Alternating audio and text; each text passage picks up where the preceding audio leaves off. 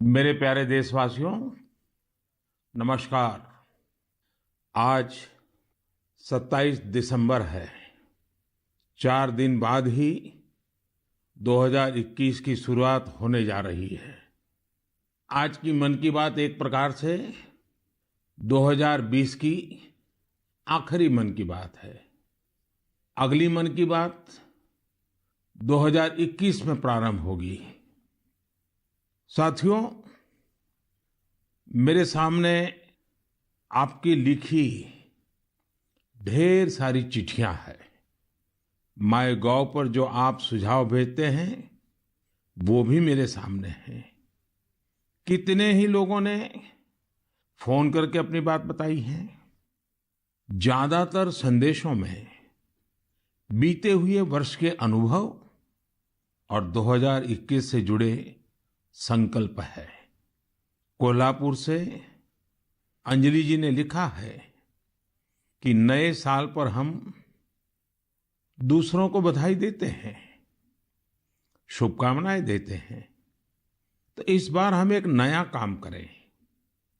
क्यों न हम अपने देश को बधाई दें, देश को भी शुभकामनाएं दें।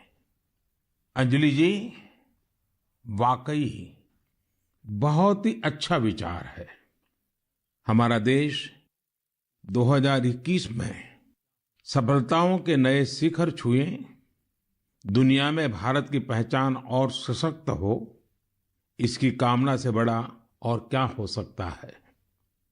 साथियों, नमो ऐप पर मुंबई के अभिषेक जी ने एक मैसेज पोस्ट किया है। उन्होंने लिखा है कि 2020 ने जो जो दिखा दिया, जो जो सिखा दिया, वो कभी सोचा ही नहीं था। कोरोना से जुड़ी तमाम बातें उन्होंने लिखी हैं। इन चिट्ठियों में, इन संदेशों में मुझे एक बात जो कॉमन नजर आ रही है, खास नजर आ रही है, वो मैं आज आपसे शेयर करना चाहूंगा। अधिकतर पत्रों में लोगों ने देश के सामर्थ्य, देशवासियों की सामूहिक शक्ति की भरपूर प्रशंसा की है। जब जनता कर्फ्यू जैसा अभिनव प्रयोग पूरे विश्व के लिए प्रेरणा बना, जब ताली थाली बजाकर देश ने हमारे कोरोना वॉरियर्स का सम्मान किया था, एकजुटता दिखाई थी, उसे भी कई लोगों ने याद किया है।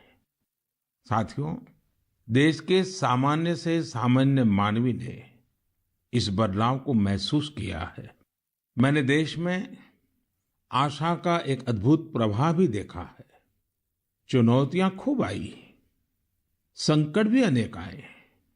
कोरोना के कारण दुनिया में सप्लाई चेन को लेकर अनेक बाधाएं भी आई, लेकिन हमने हर संकट से नए सबक लिए। देश का नया सामर्थ्य भी पैदा हुआ। अगर शब्दों में कहना है तो इस सामर्थ्य का नाम है आत्मनिर्भरता। साथियों, दिल्ली में रहने वाले अभिनव बैनर्जी ने अपना जो अनुभव मुझे लिखकर भेजा है वो भी बहुत दिलचस्प है। अभिनव जी को अपनी रिश्तेदारी में बच्चों को गिफ्ट देने के लिए कुछ खिलौने खरीदने थे, इसलिए वो दिल्ली की झंडेवालान मार्केट गए थे। आप में से बहुत लोग जानते ही होंगे, ये मार्केट दिल्ली में साइकिल और खिलौनों के लिए जाना जाता है। पहले वहां महंगे खिलौना का मतलब भी इंपोर्टेड खिलौने होता था और सस्ते खिलौने भी बाहर से आते थे। लेकिन अभिनव जी ने चिट्ठी में लिखा है कि अब वहां के कई दुकानदार कस्टमर्स को ये बोल बोल कर टॉयज बेच रहे हैं कि अच्छे वाला टॉय है क्योंकि ये भारत में बना है, मेड इन इंडिया है। कस्टमर्स भी इंडिया मेड टॉयज की ही मांग कर रहे हैं। यही तो है ये सोच में कितना बड़ा परिवर्तन। यह तो जीता जागता सबूत है देशवासियों की सोच में कितना बड़ा परिवर्तन आ रहा है, और वो भी एक साल के भीतर भीतर इस परिवर्तन को आंकना आसान नहीं है। अर्थशास्त्री भी इसे अपने पैमानों पर तोल नहीं सकते। साथियों, मुझे विशाखापट्टनम से वेंकट मुरली प्रसाद जी ने जो लिखा है, उसमें भी एक अलग ही तरह का आइडिया है।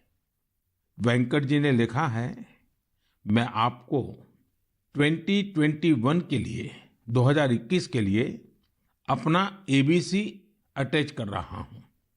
मुझे कुछ समझ में नहीं आया कि आखिर एबीसी से उनका क्या मतलब है। तब मैंने देखा कि वेंकट जी ने चिट्ठी के साथ एक चार्ट भी अटैच कर रखा है।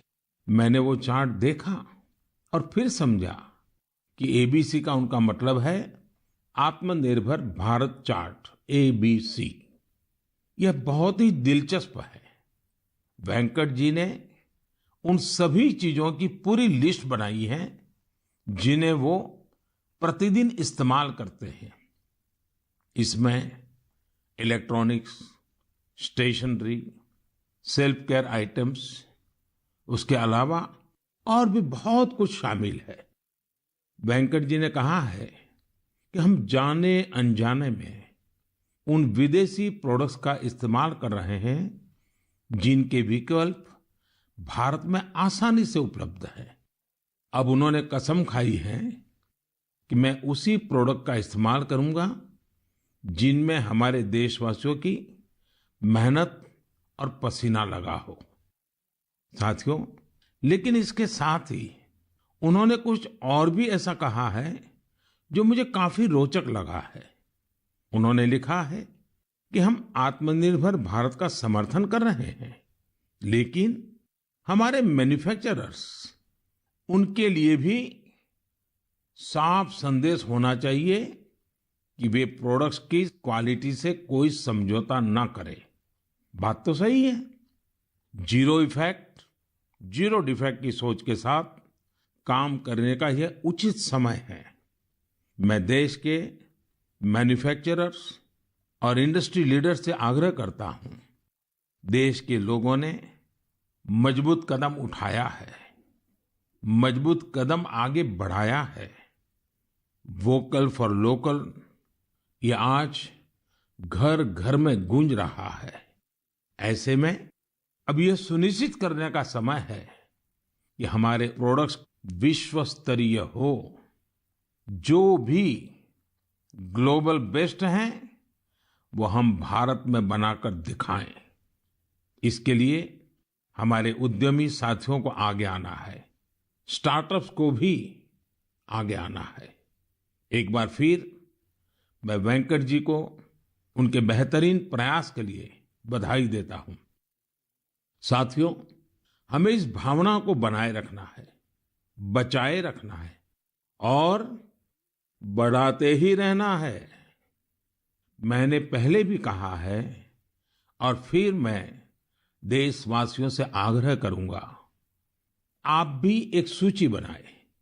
दिन भर हम जो चीजें काम में लेते हैं उन सभी चीजों की विवेचना करें और ये देखें कि अनजाने में कौन सी विदेश में बनी चीजों ने हमारे जीवन में प्रवेश कर लिया है, एक प्रकार से हमें बंदी बना दिया है। इनके भारत में बने विकल्पों का पता करें और ये भी तय करें कि आगे से भारत में बने, भारत के लोगों के मेहनत से, पसीने से बने उत्पादों का हम इस्तेमाल करें। आप हर साल न्यू ईयर रिजोल्यूशन लेते हैं। इस बार एक रिजोल्यूशन अपने देश के लिए भी जरूर लेना है।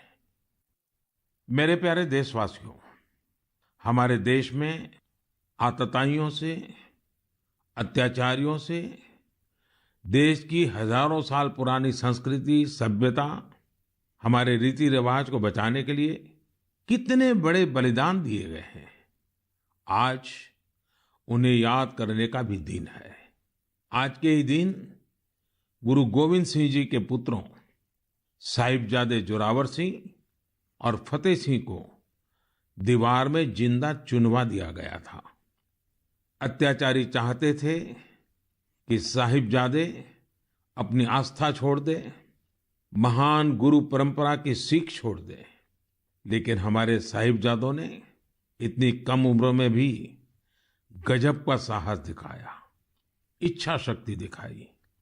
दीवार में चुने जाते समय पत्थर लगते रहे, दीवार ऊंची होती रही, मौत सामने मंडरा रही थी, लेकिन फिर भी वो टस से मस नहीं हुए। आज ही के दिन गुरु गोविंद सिंह जी की माता जी, माता गुजरी ने भी शहादत दी थी। करीब एक सप्ताह पहले श्री गुरु तेग बहादुर जी की भी शहादत का दिन था। मुझे यहाँ दिल्ली के गुरुद्वारा रकाबगंज जाकर गुरु तेग बहादुर जी को श्रद्धा सुमन अर्पित करने का, मत्था टेकने का अवसर मिला। इसी महीने श्री गुरु गोविंद सिंह जी से प्रेरित अनेक लोग जमीन पर सोते हैं। लोग श्री गुरु गोविंद सिंह जी के परिवार के लोगों के द्वारा दी गई शहादत को बड़ी भावपूर्ण अवस्था में याद करते हैं। इस शहादत ने संपूर्ण मानवता को, देश को नई सीख दी। इस शहादत ने हमारी सभ्यता को सुरक्षित रखने का महान कार्य किया। हम सब इस शहादत के कर्जदार हैं। एक बार फिर मैं श्री गुरु तेग बहादुर जी, माता गुजरी जी, गुरु गोविंद सिंह जी और चारों साहिबजादों की शहादत को नमन करता हूं। ऐसे ही अनेकों शहादतों ने भारत के आज के स्वरूप को बचाए रखा है, बनाए रखा है। मेरे प्यारे देशवासियों, अब मैं एक ऐसी बात बताने जा रहा हूं जिससे आपको आनंद भी आएगा और गर्व भी होगा। भारत में लेपर्ड्स यानी तेंदुओं की संख्या में 2014 से 2018 के बीच 60% से अधिक की बढ़ोतरी हुई है। 2014 में देश में लेपर्ड्स की संख्या लगभग 7,900 थी। वहीं 2019 में इनकी संख्या बढ़कर 12,852 हो गई। ये वही लेपर्ड्स हैं जिनके बारे में जिम कॉर्बेट ने कहा था, जिन लोगों ने लेपर्ड्स को प्रकृति में स्वच्छंद रूप से घूमते नहीं देखा, वो उसकी खूबसूरती की कल्पना ही नहीं कर सकते। उसके रंगों की सुंदरता और उसकी चाल की मोहकता का अंदाज नहीं लगा सकते। देश के अधिकतर राज्यों में, विशेषकर मध्य भारत में, तेंदुओं की संख्या बढ़ी है। तेंदुए की सबसे अधिक आबादी वाले राज्यों में मध्य प्रदेश, कर्नाटका और महाराष्ट्र सबसे ऊपर है। यह एक बड़ी उपलब्धि है। तेंदुए पूरी दुनिया में वर्षों से खतरों का सामना करते आ रहे हैं। दुनिया भर में उनके हैबिटेट को नुकसान हुआ है। ऐसे समय में भारत ने तेंदुए की आबादी में लगातार बढ़ोतरी कर पूरे विश्व को एक रास्ता दिखाया है। आपको इन बातों की भी जानकारी होगी कि पिछले कुछ सालों में भारत में शेरों की आबादी बढ़ी है, बाघों की संख्या में भी वृद्धि हुई है, साथ ही भारतीय वन क्षेत्र में भी इजाफा हुआ है। इसकी वजह ये है कि सरकार ही नहीं, बल्कि बहुत से लोग, सिविल सोसाइटी, कई संस्थाएं भी हमारे पेड़ पौधों और वन्य जीवों के संरक्षण में जुटी हुई हैं। वे सब बधाई के पात्र हैं। साथियों, मैंने तमिलनाडु के कोयम्बटूर में एक हृदयस्पर्शी प्रयास के बारे में पढ़ा। आपने भी सोशल मीडिया पर इसके विजुअल्स देखे होंगे। हम सब ने इंसानों वाली व्हीलचेयर देखी है, लेकिन कोयम्बटूर की एक बेटी गायत्री ने अपने पिताजी के साथ एक पीड़ित डॉग के लिए व्हीलचेयर बना दी। यह संवेदनशीलता प्रेरणा देने वाली है, और यह तभी हो सकता है जब व्यक्ति हर जीव के प्रति दया और करुणा से भरा हुआ हो। दिल्ली एनसीआर और देश के दूसरों शहरों में ठिठुरती ठंड के बीच बेघर पशुओं की देखभाल के लिए कई लोग बहुत कुछ कर रहे हैं। वे उन पशुओं के खाने पीने और उनके लिए स्वेटर और बिस्तर तक का इंतजाम करते हैं। कुछ लोग तो ऐसे हैं जो रोजाना सैकड़ों की संख्या में ऐसे पशुओं के लिए भोजन का इंतजाम करते हैं। ऐसे प्रयास की सराहना होनी चाहिए। कुछ इसी प्रकार के नेक प्रयास उत्तर प्रदेश के कौशाम्बी में भी किए जा रहे हैं। वहां जेल में बंद कैदी गायों को ठंड से बचाने के लिए पुराने और फटे कंबलों से कवर बना रहे हैं। इन कंबलों को कौशाम्बी समेत दूसरे जिलों की जेलों से एकत्र किया जाता है और फिर उन्हें सिलकर गौशाला भेज दिया जाता है। कौशाम्बी जेल के कैदी हर सप्ताह अनेकों कवर तैयार कर रहे हैं। आइए दूसरों की देखभाल के लिए सेवा भाव से भरे इस प्रकार के प्रयासों को प्रोत्साहित करें। यह वास्तव में एक ऐसा सत्कार्य है जो समाज की संवेदनाओं को सशक्त करता है। मेरे प्यारे देशवासियों, अब जो पत्र मेरे सामने है उसमें 2 बड़े फोटो है। ये फोटो एक मंदिर के हैं और बिफोर और आफ्टर के हैं। इन फोटो के साथ जो पत्र है उसमें युवाओं की एक ऐसी टीम के बारे में बताया गया है जो खुद को युवा ब्रिगेड कहती है। दरअसल इस युवा ब्रिगेड ने कर्नाटका में श्रीरंगपट्टन के पास स्थित वीरभद्र स्वामी नाम के एक प्राचीन शिव मंदिर का कायाकल्प कर दिया। मंदिर में हर तरफ घास फूस और झाड़ियां भरी हुई थी, इतनी कि राहगीर भी नहीं बता सकते थे कि यहाँ एक मंदिर है। एक दिन कुछ पर्यटकों ने इस भूले बिसरे मंदिर का एक वीडियो सोशल मीडिया पर पोस्ट कर दिया। युवा ब्रिगेड ने जब इस वीडियो को सोशल मीडिया पर देखा तो उनसे रहा नहीं गया और फिर इस टीम ने मिलजुल कर इसका जीर्णोद्धार करने का फैसला किया। उन्होंने मंदिर परिसर में उगाई कंटीली झाड़ियां, घास और पौधों को हटाया। जहां मरम्मत और निर्माण की आवश्यकता थी वो किया। उनके अच्छे काम को देखते हुए स्थानीय लोगों ने भी मदद के हाथ बढ़ाए। किसी ने सीमेंट दिया तो किसी ने पेंट। ऐसी कई और चीजों के साथ लोगों ने अपना अपना योगदान किया।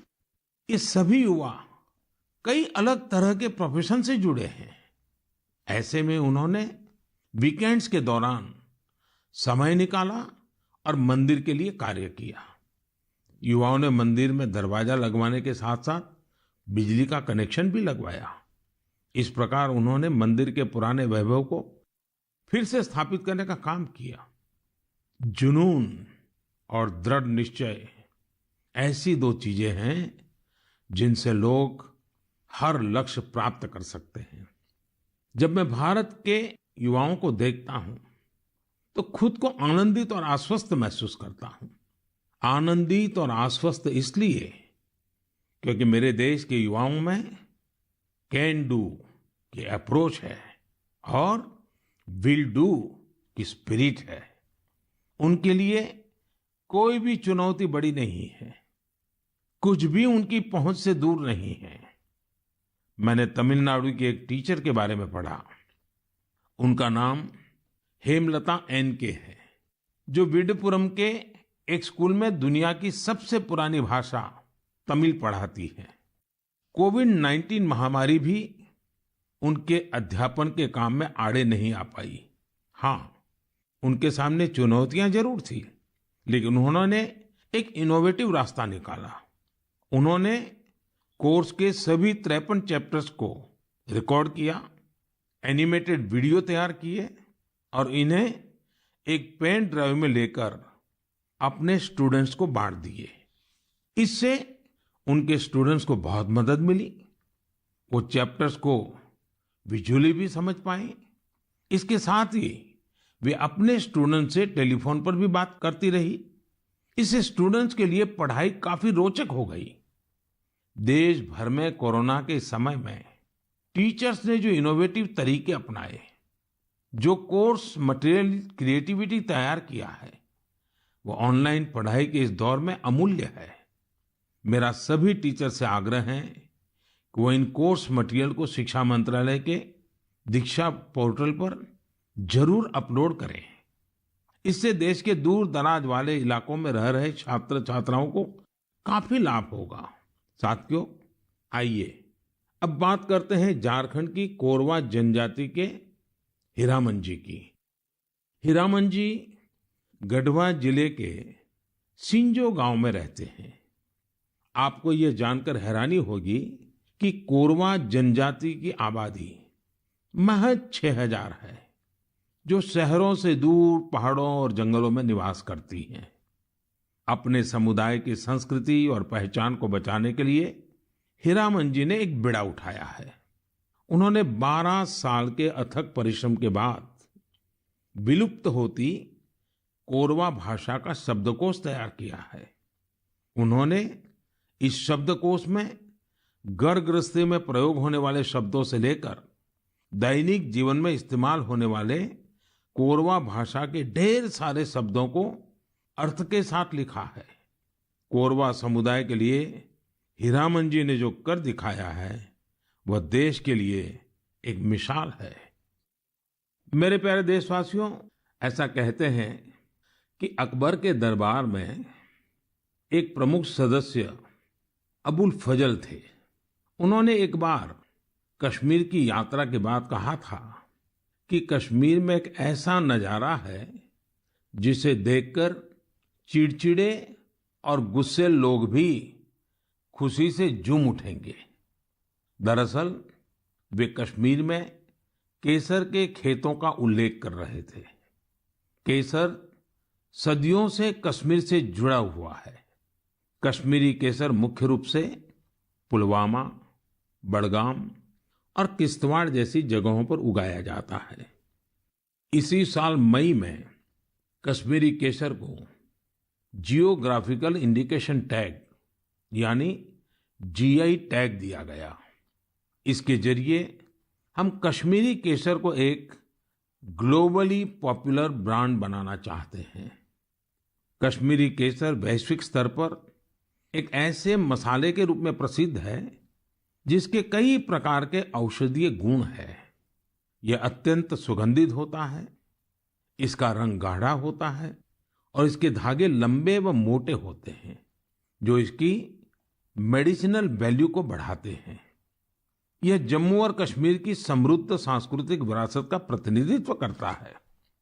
क्वालिटी की बात करें तो कश्मीर का केसर बहुत यूनिक है और दूसरे देशों के केसर से बिल्कुल अलग है। कश्मीर के केसर को जीआई टैग रिकॉग्नाइजेशन से एक अलग पहचान मिली है। आपको ये जानकर खुशी होगी कि कश्मीरी केसर को जीआई टैग का सर्टिफिकेट मिलने के बाद दुबई के एक सुपरमार्केट में इसे लॉन्च किया गया। अब इसका निर्यात बढ़ने लगेगा। यह आत्मनिर्भर भारत बनाने के हमारे प्रयासों को और मजबूती देगा। केसर के किसानों को इससे विशेष रूप से लाभ होगा। पुलवामा में त्राल के शार इलाके में रहने वाले अब्दुल मजीद वानी को ही देख लीजिए। वह अपने जीआई टैग्ड केसर को नेशनल सैफरन मिशन की मदद से पंपोर के ट्रेडिंग सेंटर में ई ट्रेडिंग के जरिए बेच रहे हैं। इसके जैसे कई लोग कश्मीर में यह काम कर रहे हैं। अगली बार जब आप केसर को खरीदने का मन बनाएं तो कश्मीर का ही केसर खरीदने की सोचें। कश्मीरी लोगों की गर्मजोशी ऐसी है कि वहां के केसर का स्वाद ही अलग होता है। मेरे प्यारे देशवासियों, अभी 2 दिन पहले ही गीता जयंती थी। गीता हमें हमारे जीवन के हर संदर्भ में प्रेरणा देती है। लेकिन क्या आपने कभी सोचा है गीता इतनी अद्भुत ग्रंथ क्यों है? वो इसलिए क्योंकि ये स्वयं भगवान श्री कृष्ण की ही वाणी है। लेकिन गीता की विशिष्टता ये भी है कि ये जानने की जिज्ञासा से शुरू होती है, प्रश्न से शुरू होती है। अर्जुन ने भगवान से प्रश्न किया, जिज्ञासा की, तभी तो गीता का ज्ञान संसार को मिला। गीता की ही तरह हमारी संस्कृति में जितना भी ज्ञान है, सब जिज्ञासा से ही शुरू होता है। वेदांत का तो पहला मंत्र ही है अथातो ब्रह्म जिज्ञासा, अर्थात आओ हम ब्रह्म की जिज्ञासा करें। इसलिए तो हमारे यहाँ ब्रह्म के भी अन्वेषण की बात कही जाती है। जिज्ञासा की ताकत ही ऐसी है। जिज्ञासा आपको लगातार नए के लिए प्रेरित करती है। बचपन में हम इसलिए तो सीखते हैं क्योंकि हमारे अंदर जिज्ञासा होती है। यानी जब तक जिज्ञासा है तब तक जीवन है। जब तक जिज्ञासा है तब तक नया सीखने का क्रम जारी है। इसमें कोई उम्र, कोई परिस्थिति मायने ही नहीं रखती। जिज्ञासा की ऐसी ही ऊर्जा का एक उदाहरण मुझे पता चला तमिलनाडु के बुजुर्ग श्री टी श्रीनिवासाचार्य स्वामी जी के बारे में। श्री टी श्रीनिवासाचार्य स्वामी जी 92 साल के हैं, 92 इयर्स। वो इस उम्र में भी कंप्यूटर पर अपनी किताब लिख रहे हैं, वो भी खुद ही टाइप करके। आप सोच रहे होंगे कि किताब लिखना तो ठीक है, लेकिन श्रीनिवासाचार्य जी के समय पर तो कंप्यूटर रहा ही नहीं होगा। फिर उन्होंने कंप्यूटर कब सीखा? ये बात सही है कि उनके कॉलेज के समय में कंप्यूटर नहीं था, लेकिन उनके मन में जिज्ञासा और आत्मविश्वास अभी भी उतना ही है जितना अपनी युवावस्था में था। दरअसल श्रीनिवासाचार्य स्वामी जी संस्कृत और तमिल के विद्वान हैं। वो अब तक करीब 16 आध्यात्मिक ग्रंथ भी लिख चुके हैं।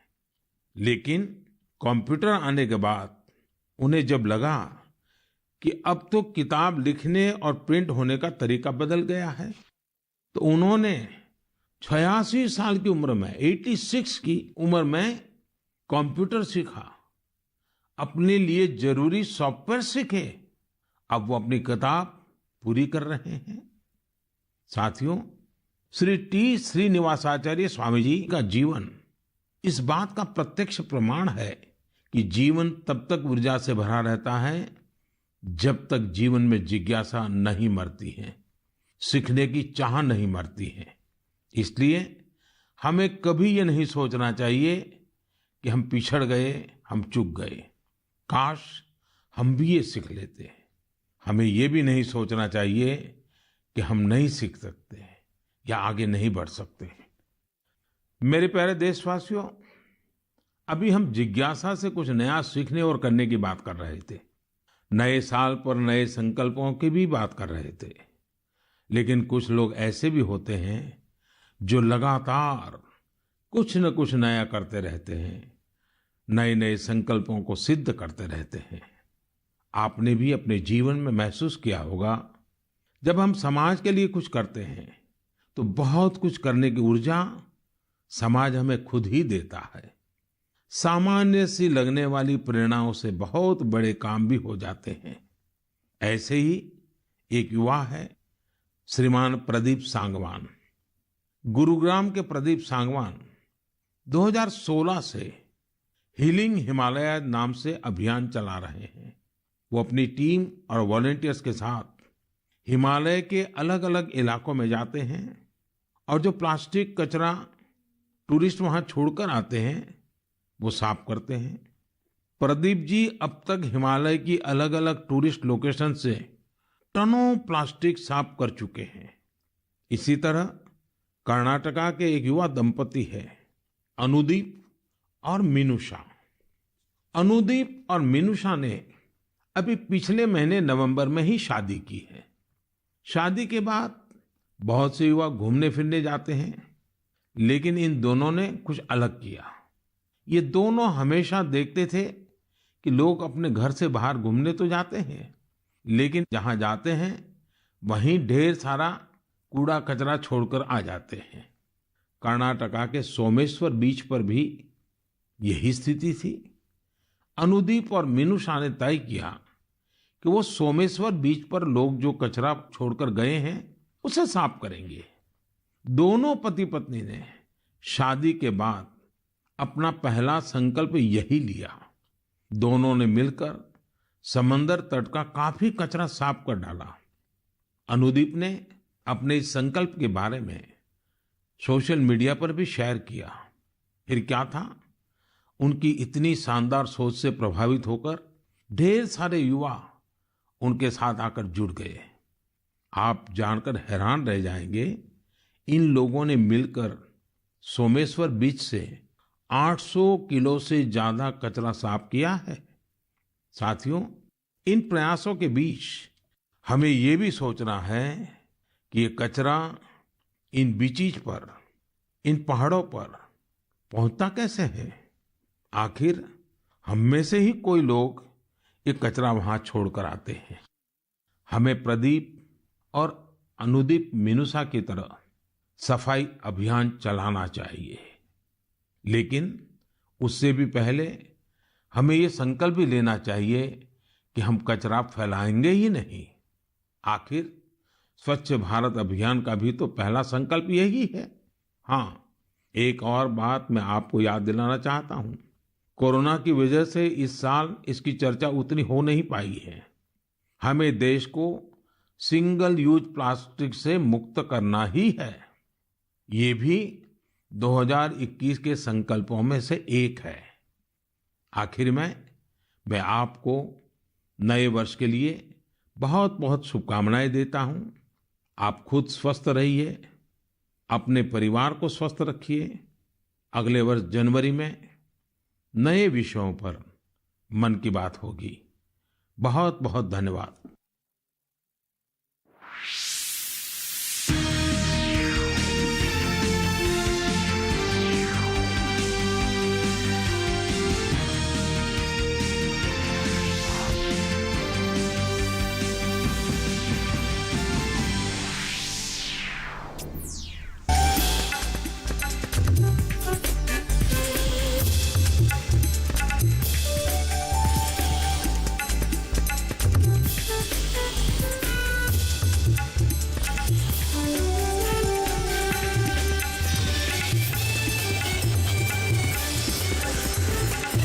के साथ बदलते भारत की शान।